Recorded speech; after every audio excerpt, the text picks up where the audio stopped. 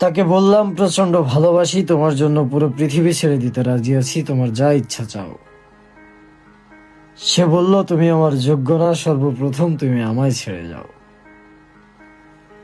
তারপর আমি অপেক্ষায় রইলাম। দিন কেটেছে ঠিকই, তবে ঘুম আসেনি রাতে। হ্যাঁ জনাব, যার প্রেমে পড়ে আমি পৃথিবী ভুলেছিলাম, তাকেও আমি হাসতে দেখেছি অন্য পুরুষের সাথে। তুমি বড্ড মায়াবী ছিলে,